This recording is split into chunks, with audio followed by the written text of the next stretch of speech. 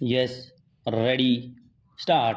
महोदय, मेरे संसदीय क्षेत्र के मुख्यालय पालनपुर शहर होकर राष्ट्रीय राजमार्ग निकलता है।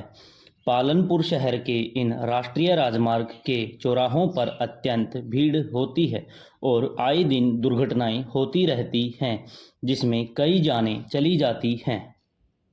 इन राष्ट्रीय राजमार्गों के जो चौराहे हैं, उन्हीं पर ये दुर्घटनाएं होती हैं। ये चौराहे अत्यंत आबादी वाले भी हैं। उन पर ऊपरी पुल बनाया जाना अति आवश्यक है, जिससे दुर्घटना को रोका जा सके और यातायात को सुगम बनाया जा सके।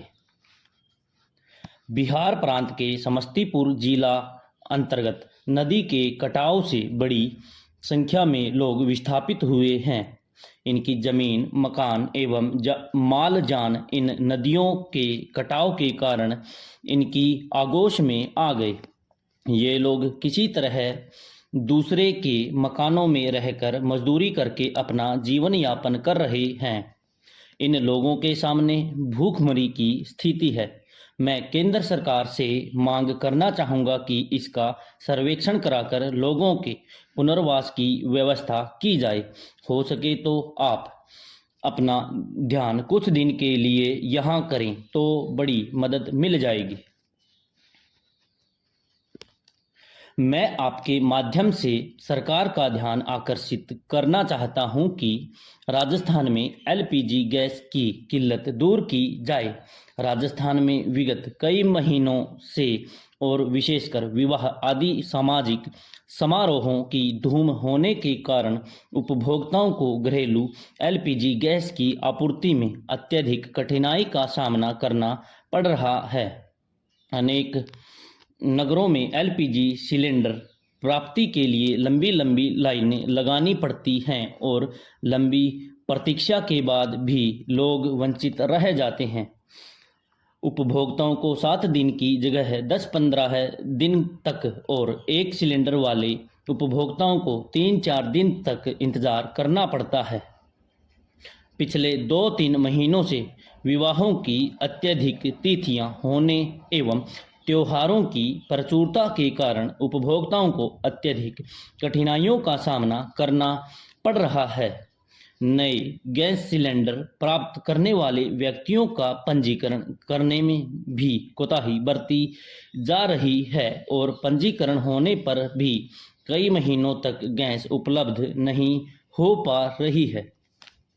गैस एजेंसियों का कहना है कि हमें जितनी आवश्यकता है आपूर्ति उससे कम की जाती है। हम मजबूर हैं। अतः भारत सरकार से अनुरोध है कि राजस्थान के गांवों और नगरों में एलपीजी गैस की किल्लत अविलंब दूर करने के आदेश प्रदान करें, जिससे उपभोक्ताओं को सहज गैस उपलब्ध हो तथा आवश्यकतानुसार डीलरों की संख्या बढ़ाई जाए एवं व्यावसायिक दुरुपयोग रोकने के लिए ऑटो गैस के पंप स्थापित किए जाएं। सभापति महोदय, आज देश को महंगाई मार गई है। महंगाई के साथ साथ ओले भी मार गए। इससे दोहरी मार देश की जनता पर पड़ी है। आज आटा, दाल और चावल के दाम बहुत बढ़ गए हैं। तेल और गैस लोगों को मिल नहीं रही है। उसकी 1-2 महीने की बुकिंग है। उन्हें समय पर गैस और मिट्टी का तेल भी नहीं मिल पा रहा है। पेट्रोल और डीजल के भाव बढ़ने से सब्जियां महंगी हो गई हैं। लकड़ियां जिनसे दाह संस्कार किया जाता है वे भी महंगी हो गई हैं। आज यह स्थिति हो गई है कि कमाओ तो टैक्स, जोड़ो तो टैक्स और मर जाओ तो टैक्स। लाश भी उस समय उठेगी जब टैक्स चुका दिया जाएगा। कमाओ, जोड़ो और मर जाओ, इन सब चीज़ों पर टैक्स देना पड़ता है। आज देश की जनता महंगाई और ओलावृष्टि से बहुत दुखी है। संसदीय कार्य मंत्री मेरे सामने विराजमान हैं।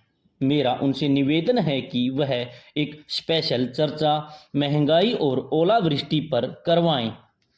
जो चीज़ आसानी से नहीं मिल रही हैं वे उपलब्ध करानी चाहिए। जिन चीज़ों के भाव बढ़ रहे हैं केंद्र सरकार को उन पर रोक लगानी चाहिए। जनता ने इनका 2 जगह पर असर दिखा दिया है।